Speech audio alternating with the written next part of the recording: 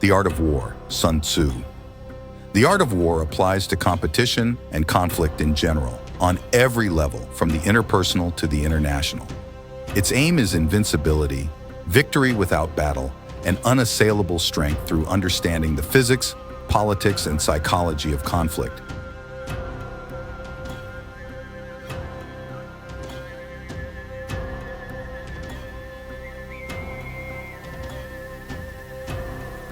Chapter 1. Laying Plans. Sun Tzu said, "The art of war is of vital importance to the state. It is a matter of life and death, a road either to safety or to ruin. Hence, it is a subject of inquiry which can on no account be neglected." The art of war, then, is governed by 5 constant factors, to be taken into account in one's deliberations when seeking to determine the conditions obtaining in the field. These are the moral law, heaven, earth, the commander, method, and discipline. The moral law causes the people to be in complete accord with their ruler, so that they will follow him regardless of their lives, undismayed by any danger. Heaven signifies night and day, cold and heat, times and seasons. Earth comprises distances, great and small, danger and security, open ground and narrow passes, the chances of life and death.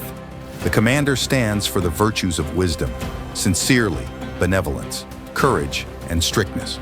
By method and discipline are to be understood the marshaling of the army in its proper subdivisions, the graduations of rank among the officers, the maintenance of roads by which supplies may reach the army, and the control of military expenditure. These 5 heads should be familiar to every general. He who knows them will be victorious. He who knows them not will fail. Therefore, in your deliberations, when seeking to determine the military conditions, let them be made the basis of a comparison. In this way, 1. Which of the 2 sovereigns is imbued with the morale law? 2. Which of the 2 generals has most ability? 3. With whom lead the advantages derived from heaven and earth? 4. On which side is discipline most rigorously enforced? 5. Which army is stronger? 6. On which side are officers and men more highly trained? 7. In which army is there the greater constancy both in reward and punishment? By means of these 7 considerations, I can forecast victory or defeat. The general that hearkens to my counsel and acts upon it will conquer. Let such a one be retained in command. The general that hearkens not to my counsel nor acts upon it will suffer defeat. Let such a one be dismissed. While heading the profit of my counsel, avail yourself also of any helpful circumstances over and beyond the ordinary rules. According as circumstances are favorable, one should modify one's plans. All warfare is based on deception. Hence, when able to attack, we must seem unable. When using our forces, we must seem inactive. When we are near, we must make the enemy believe we are far away. When far away, we must make him believe we are near. Hold out baits to entice the enemy, feign disorder, and crush him. If he is secure at all points, be prepared for him. If he is in superior strength, evade him. If your opponent is of choleric temper, seek to irritate him. Pretend to be weak, that he may grow arrogant. If he is taking his ease, give him no rest. If his forces are united, separate them. Attack him where he is unprepared, appear where you are not expected. These military devices leading to victory must not be divulged beforehand. Now the general who wins a battle makes many calculations in his temple ere the battle is fought. The general who loses a battle makes but few calculations beforehand. Thus do many calculations lead to victory, and few calculations to defeat. How much more no calculation at all? It is by attention to this point that I can foresee who is likely to win or lose. Chapter 2. Waging War. Sun Tzu said, "In the operations of war, where there are in the field 1,000 swift chariots, as many heavy chariots, and 100,000 mail-clad soldiers, with provisions enough to carry them 1,000 li, the expenditure at home and at the front, including entertainment of guests, small items such as glue and paint, and sums spent on chariots and armor will reach the total of 1,000 ounces of silver per day. Such is the cost of raising an army of 100,000 men. When you engage in actual fighting, if victory is long in coming, then men's weapons will grow dull and their ardor will be damped. If you lay siege to a town, you will exhaust your strength. Again, if the campaign is protracted, the resources of the state will not be equal to the strain.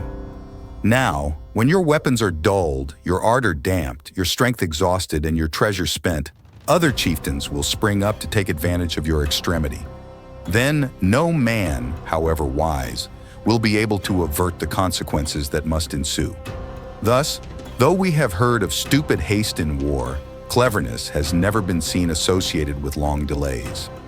There is no instance of a country having benefited from prolonged warfare.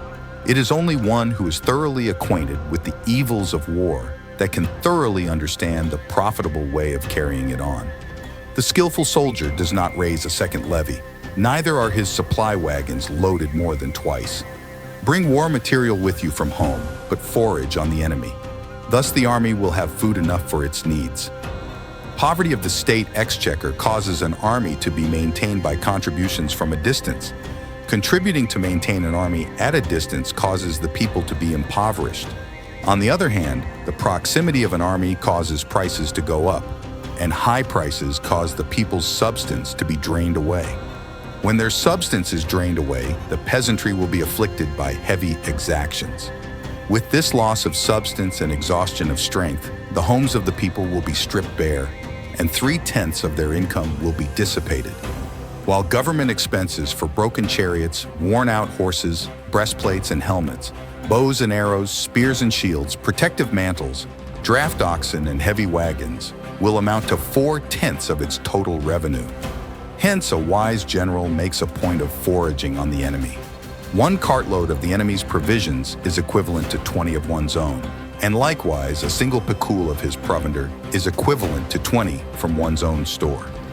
Now, in order to kill the enemy, our men must be roused to anger. That there may be advantage from defeating the enemy, they must have their rewards. Therefore, in chariot fighting, when 10 or more chariots have been taken, those should be rewarded who took the first. Our own flags should be substituted for those of the enemy, and the chariots mingled and used in conjunction with ours. The captured soldiers should be kindly treated and kept. This is called using the conquered foe to augment one's own strength. In war, then, let your great object be victory, not lengthy campaigns.